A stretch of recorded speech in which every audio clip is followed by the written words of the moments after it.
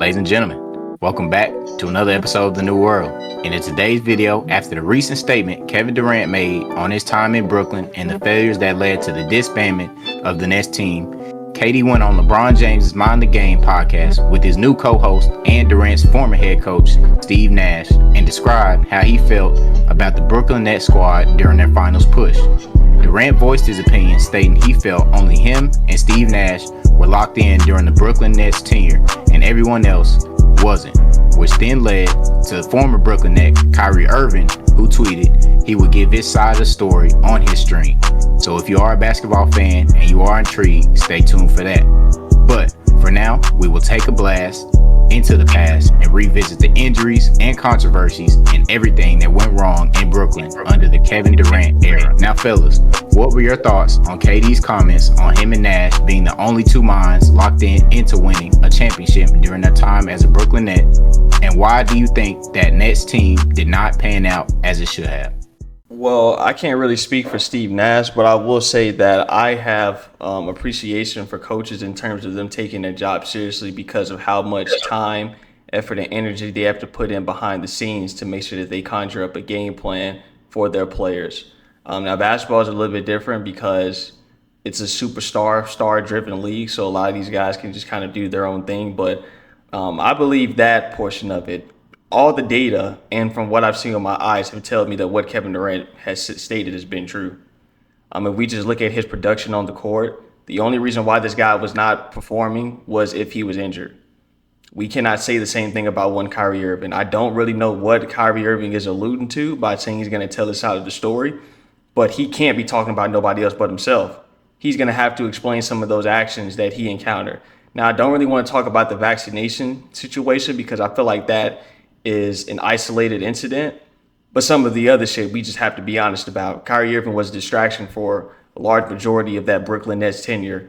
When it started with him being gone for personal reasons, when I think one of those situations where he left, he went to go to his sister's birthday party or some bullshit like that. Like, it's just shit that we really can't explain. Not contacting the team and telling the team that you're not gonna be available for multiple games. That was a big mark on that team in that 2021 season when that team, I thought, and a lot of other people thought they had a really strong chance to win a championship. And the big three of Kyrie Irving, James Harden, and Kevin Durant only played 16 games together. And a lot of that has to do with injuries, of course, but with things that, how can we blame Kevin Durant for Kyrie Irving being gone for personal reasons? Now, I guess a lot of people want athletes like Kevin Durant to be Kyrie Irving's daddy and tell him to come to work. But Kyrie Irving is a grown-ass man. I shouldn't have to tell you to come to work and do your fucking job. And it seems like at points of time, due to situations that were going on in Kyrie Irving's life, he wasn't able to be fully available.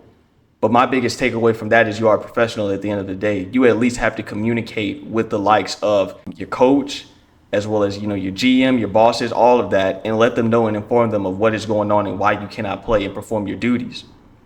So that right there is going to have an impact on the team regardless. But one thing that we're not going to do is we're not going to say that Kevin Durant wasn't locked in, because that is the definition of who Kevin Durant has been his entire career. Because at first, when I heard about this topic and I heard what Kyrie Irving had to say in retort, I was like, y'all really want me to bring up these stats for fucking Kevin Durant?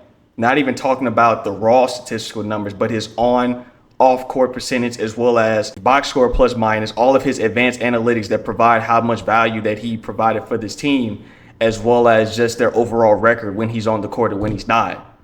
All of it is like in that top-tier athlete, because from 2021, he basically damn near single-handedly almost beat a Milwaukee Bucks team that won a championship. And in that Brooklyn Nets tenure, they won 63% of their games when he was on the floor. In my opinion, that's a fucking productive player. When he's off the court, they're winning 40% of their games. That's a team that's on the path of winning about 35 games a season. Another thing is that in that last span, I know Kevin Durant gets a lot of criticism for when he demanded that trade or requested that trade, and he played that beginning half of the Brooklyn Nets season. Ladies and gentlemen, he was playing with shit. He wasn't playing with anything. James Harden was quitting on the team. Kyrie Irving was not available. And that team basically had a bunch of, as he said, two-way players, guys on two-way contracts on there. And they were able to, be adequate. So when I look at that standpoint, I really just want to know what the hell Kyrie Irving is going to say, because it doesn't really make sense if we just look at what actually literally happened. Like I said, this is me. This is me speaking from the standpoint of I'm absolving that vaccination shit. I'm citing that as an isolated incident. I'm not even factoring that into what happened with that Brooklyn Nets situation. Because a lot of people, a lot of political lame ass people are gonna say that that is the big reason of why this shit didn't work out from a Kyrie Irving perspective.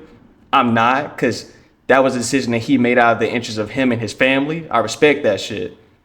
But if somebody were to tell me Kyrie Irving not getting vaccinated was a big reason why this team couldn't succeed, I'm not gonna push back on that. I disagree, but I'm not gonna push back on that. So if we just look at it, and then James Harden, like I said, he quit on the team multiple occasions. He was done. He didn't even want to go there. People don't remember James Harden didn't want to go to Brooklyn. He wanted to go to Philly. So that first span, of him, and he also was bullshitting in that series against the Milwaukee Bucks. Niggas want to say that he was hurt, but and I do think that he was hurt. At the time, I gave him credit for playing, but he was ineffective. He might as well not have played. And you got bum ass niggas like Joe Harris that are basically shooting 50% from the three during the regular season. Can't buy a basket. It was basically Kevin Durant and Jeff Green and a little bit of Blake Griffin. Like, what? Like, what? So it's like what are niggas really talking about? The big three only played 16 games. Kevin Durant was more available than any of those niggas. It didn't work out, so I guess I can blame Kevin Durant for deciding the team over Kyrie Irving and go there. That's about it, and maybe for wanting to bring James Harden, but at the time when we saw these niggas together, they were pretty much unstoppable with those limitations on the bench. So that's really all I got to say on this matter, bro. Like, I knew we were going to revisit this topic because Kevin Durant brought it up, but I am very, very curious as to what Kyrie Irving is going to say, and I'm somebody that respects and admires Kyrie Irving's game. But when we talk about Kyrie Irving and professionalism, that Brooklyn Nets tenure is going to be a stain on his legacy. And he may have been going through a lot of shit, individually. But one thing that I always tell these guys, that's the difference between athletes, celebrities, and real people. Is that athletes, when a situation is not going well, personally, the whole world just comes to an end. Real people, if a loved one dies, unless you get bereavement, we still got to take our asses to work tomorrow because we have to pay the bills. And that's the difference between us and these entitled athletes. Like, what happened to Kyrie Irving? I don't know the details, but based on just standard information, niggas are going through that shit every day. Like, I know in the city of Memphis, there's some niggas that are tripping because of, lack of food stamps, going through it, don't know how they're going to get their next meal. Meanwhile, this entitled athlete over here is not showing up to work because of some Palestine incident. Are we fucking serious? Like, are y'all kidding me, bro? Like, that man said, he was like, oh, it's a lot of stuff going on in the world. Well, what are you talking about? You know what? I'm gonna chill out. I'm gonna fall back. I was kind of, at the time, I don't think I was ever a big fan of the whole grouping together in Brooklyn. I thought the whole situation was just, like it was definitely promising the first year, even though it was kind of like a project to me. It was like, okay, we got Kevin Durant, a player who, all-time great player, one of the top 20, top 15 players in NBA history. We got him coming off of an Achilles injury, and missing the entire 2019, 2020 season. Coming over here to Brooklyn in a La Passion project, joining together with Kyrie Irving. And I thought the whole situation and the whole foundation of the team was just kind of out of sorts. I will say this, though, because this is one component that I did remember from that team, was that the team kind of gave up a lot in addition to having those players. And I know that's usually going to happen if you get like 2-star players, you're going to have to give up a lot. But they lost a lot in camaraderie, teamwork, chemistry. And the 2019 team, even though that team lost in 5 games, in the first round, they kind of lost a lot by getting those guys. So it was kind of always a project to me to begin with. Now, at the time, I had a lot to say, and I kind of have to, look off on that, on the whole, coaching situation, because that was my big thing at the time, especially 2021, was what was Steve Nash doing, coaching? And I thought that was one of the biggest mistakes that team actually did, was kind of getting Steve Nash, even though Steve Nash, is all-time great player, all-time great IQ, he's not a well-developed coach in the league, and I thought that was one of the big mistakes that they did make. Also, in having 2 players like Kevin Durant and Kyrie Irving, who I think all-time great players, great scorers, he didn't really draw up a good offense for these guys to play in. And, I looked at that kind of negatively in the fact that Kevin Durant, in my opinion, had too much of a responsibility on offense, especially coming off of an injury like that. And I think that was wearing on him. Even though he played, I believe it was like 36 games in 2021, but that was wearing on him, as you can tell, the next season. And he had the whole performance against Boston in the first round. I will say this about Kevin Durant. I think Kevin Durant's best skill, like as a scorer, is when he's kind of off the ball and you get like a point guard to pair up with him who actually plays point guard. That's why I think he clicked so well when James Harden came, because James Harden can essentially just play point guard, and it's the same thing with like Russell Westbrook and Steph Curry back in the day. Like, Kevin Durant produced his best seasons when he was with those guys. Like that whole span from like 2014 to like 2018, like his best seasons in my opinion. Now I do think on the Nets he was like a more all-around player. He improved defensively, and the scoring efficiency just shot up. Like pre-Achilles, like his efficiency was already great. He was already threatening on like 50, 40, 90.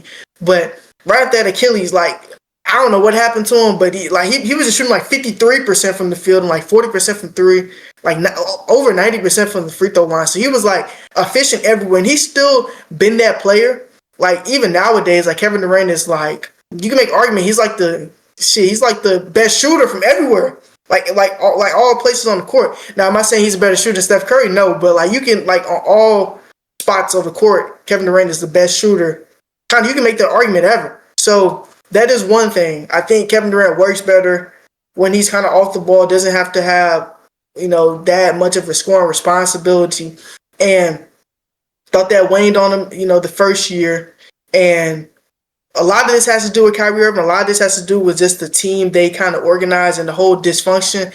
The Brooklyn Nets have never been known for being a competent franchise, like if we're going to be honest. So getting James Harden, having, a kind of a super team, as you want to say, even though it's only a super team in stars because the rest of the roster isn't really competent. Besides, like Bruce Brown, the rest of the roster wasn't really good. You had guys like, as Bart already alluded to, shooters like Joe Harris who went crazy in the regular season, then has a huge performance in the playoffs when he's getting wide open looks. And you got guys like Green who are not even like to the caliber of shooters that guys like Joe Harris are, who are making shots. And you got guys like Blake Griffin guarding Giannis Antetokounmpo. Like it's like they weren't ever really a super team in my opinion to the standard that we call super teams. I thought they were kind of an offensively dominated team between three guys, and that was about it. So I thought the whole construction around the team was just kind of the biggest issue and why it didn't play out. I thought all of this could be shared with the organization. All of this could be shared with the coaching staff. All of this could be shared with the players on the court. Guys like Kyrie Irving, he wasn't able to play or able to finish the series against Milwaukee the first year. And then both of those guys played kind of bad like the season after that. Injuries did hurt this team a lot, and I think that's one component that many people don't realize is that these guys, they only played like 16 games together. And if you exclude the whole fluke games between Colin Sexton and the goddamn Cavaliers, I ain't gonna lie, the Cavaliers used to beat their ass all the time for some reason. Shit was kind of funny. I remember the first two, I think it was the first two games the Big Three played together, and shit, they lost to the Cavs, and Colin Sexton was just having like 40 points. It was kind of crazy, but the whole construction on the team was kind of the big issue to me. The more I'm thinking about it, kind of, the leadership. Kevin Durant, to me, like, you don't really want him being the main leader. That's not a fault to Kevin Durant, but you don't really want him being the main leader. I think Kevin Durant works better when he is like the quiet unk guy. Let him do him.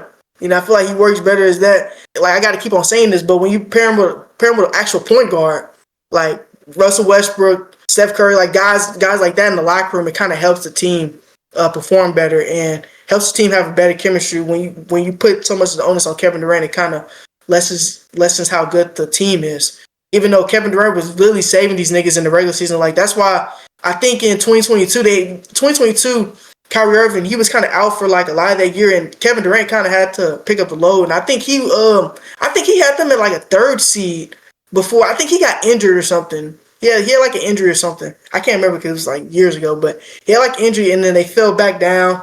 And then I think they were in like the 9th and 10th seed, so they had to get back up to that 7th seed that year and to face the Celtics. So a lot of this has to do with that. Kevin Durant, he is an all-time great player. I'm not taking that from him, but he does have his faults as a player and as a leader. And Kyrie Irving does have that as well. James Harden does have that. James Harden quit on them the season after. I really wouldn't say he quit on them in playoffs because it's like I feel like having him on the court in the playoffs that against Milwaukee he was kind of like a decoy. It was like just to take attention off Kevin Durant. Because it's like, okay, if you put a guy like I forget who their backup was, but if you put a guy like I think it was that Shane guy, like this is going to double Kevin Durant. So it's like there's no point of having a guy like that in the game. I feel like that was the only reason why they put him in the game, playing him on that injury. And they hardly won that series. The Bucks hardly came out of that series alive. So that is one thing. But he gave up on them, and then the whole again Ben Simmons, like we can make a separate video about this. Ben Simmons' career has kind of been on the down end after the whole situation in Philly, and just getting him. I remember people were saying, "Oh, this is the next big three." But what we didn't acknowledge was how bad Ben Simmons was going to be after that whole situation against the Hawks. Like he just regressed mentally, and after that, he wasn't the caliber player that he was, when he was making All-Star team. So the whole team was just, I don't want to say it was ass, but it was kind of a bad experiment, man. It didn't go well, and it makes it really heartbreaking, watching that 21 team, and it's like what could have been, because the whole 2021 championship, the Milwaukee Bucks and then the Suns, I felt like if they won that game, like even though they was in the semifinals, they lost in the semifinals. They could have won the whole thing, because the Suns weren't really that great of a team. Like they were a great team, but they weren't like all time great. And then the series after that, they would have played against the Atlanta Hawks. It's like the Atlanta Hawks, that's a quick five game series. Atlanta Hawks, by the way, and I don't want to be too long with this, but the Atlanta Hawks, for some reason to me, they're like the regular season team that you play to get your career high. Like you got guys like Steph Curry scoring 60 points, Luka Doncic scoring 73 points, Kevin Durant, I think he had a career high of like 55 points against the Atlanta Hawks. Atlanta Hawks is a team, you just want to get practice shots. You play the Atlanta Hawks. No offense to the guys on the roster, but like they don't play no goddamn defense. So imagine a team like that going against even a James Harden who's hobbled and Kevin Durant. I feel like they would have got torched in 6 games. Now going to the finals, you think it kind of does make it a little worse because the whole Kyrie Irving situation, he's out. He's not playing. Then you got James Harden. If he's playing multiple playoff games on an injury, his play probably declines even worse.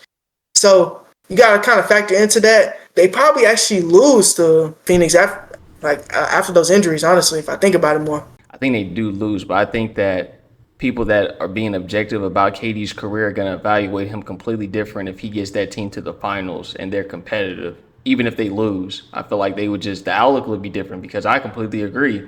Like, if you're just really looking at it, like people that have watched the season, because it's real easy to say, oh, Kevin Durant has been to the finals since Golden State.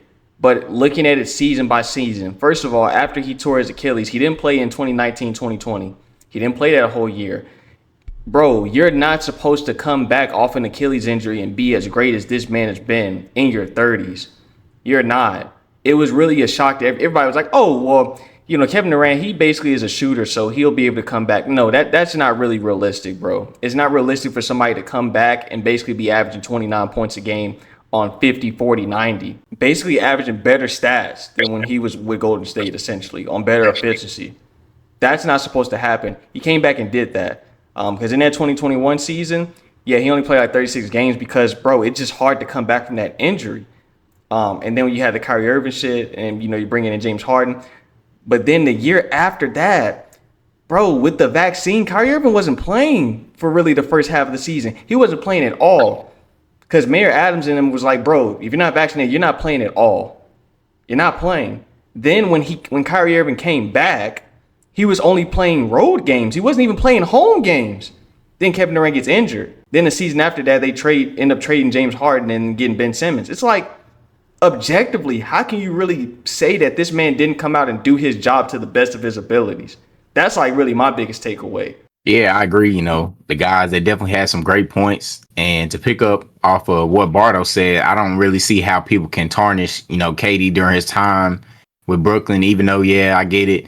Everybody, call KD a snake, this and that. Oh, you can't go to the finals without Curry. But if you look at his circumstances since Golden State, has he really had the best chance to really get there?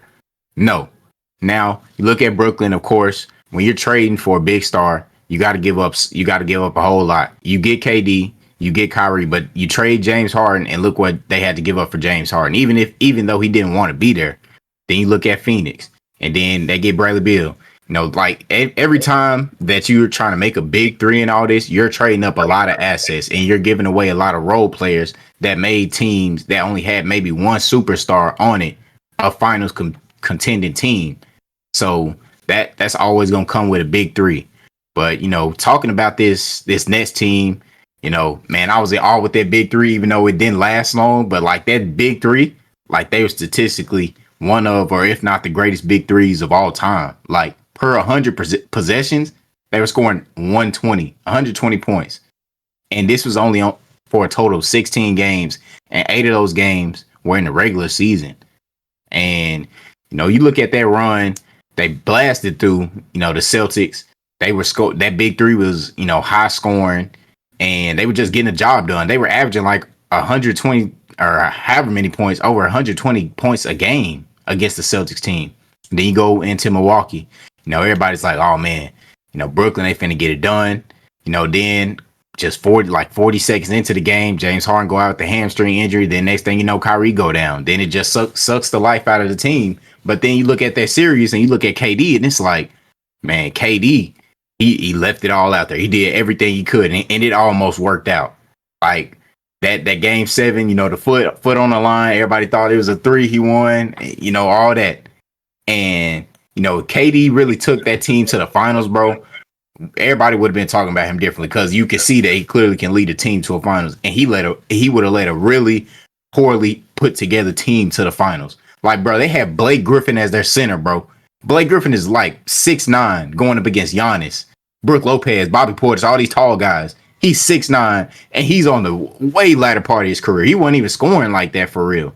Like, he was just like the cleanup guy, and he's got to go up against Giannis for a 7-game series. Like, are you serious? And KD almost took them to the finals with that, with Joe Harris. Joe Harris is supposed to be the best shooter in the league at the time. Won a 3-point contest, shooting the over 50, shooting 50% from 3. And he can't even make a 3. Like, are you serious? You're here for one thing and you can't even do that. Like, so from KD's perspective on saying, I didn't think everybody was locked in. I thought just me and Nash were. You can understand why he says that, because you look at the whole I guess you could say 2 years of going on. We had the whole Kyrie thing with the controversy of the vaccine, and then the tweet and all those things going on throughout that time, and then James Harden getting there. He didn't really want to be there, and then after Kyrie with the whole vaccine thing going into that next season, Kyrie wasn't even playing home games. James Harden was like, okay, so it's a lot of stuff going on. I'm not trying to deal with that. So I'm trying to get traded. I'm trying to go.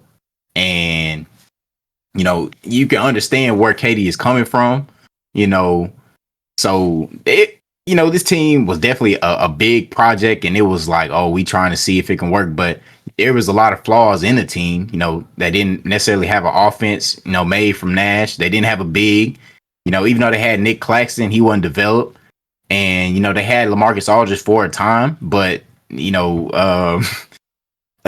had to medically retire. So it was like, what do they have, to work with? And it wasn't much. And then, once trading Harden, they got Ben Simmons. And, every time I think of Ben Simmons, it just resonates in my mind. That RDC World clip where Ben Simmons, he passed up on that layup, and it's like, are you scared of the ball? Are you scared of Trae Young? You scared, Danilo Gallinari? Like, I don't know what went through his mind. I have no idea.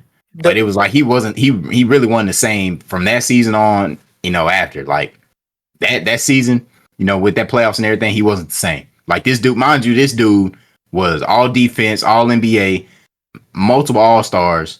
He was one of the best in the league, and he just disappeared. Low key, I wouldn't even mind making a video, because it's like, how does somebody playing like that just mentally just fizzles out, and it makes no sense. But speaking on this next team, I gotta say this: the final season they did get Andre Drummond though. Like I do remember that was like a big acquisition for them. Like as far as center wise, even though he He's kind of like, yeah, I ain't gonna lie, I always say this. He's like male Angel Reese to me.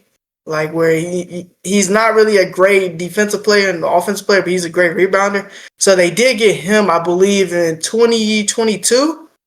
I think that season. So that was the other big they got.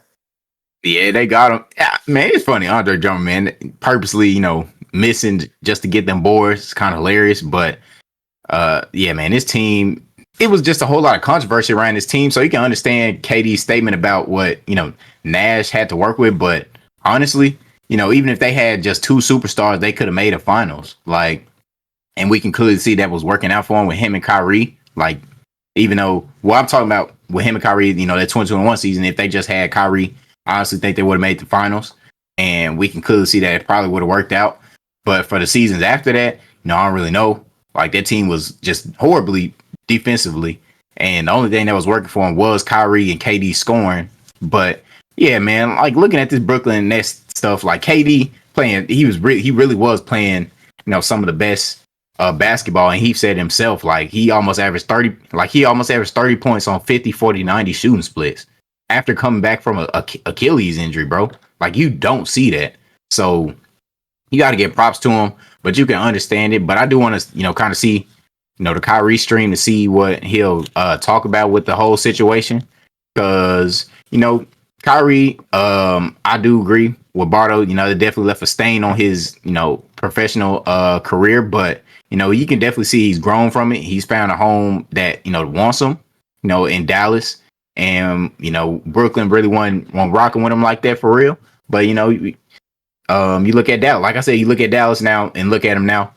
Even though he's hurt right now, but you can see how much, I guess you could say how better he feels being there. But, that Brooklyn Nets team is a lot of controversies with it. But honestly, the big thing, if you exclude the controversies that really didn't lead to them winning the finals, it was the injuries. Like everybody can notice that. You can blame Kyrie all you want and all that, but it was injuries at the end of the day.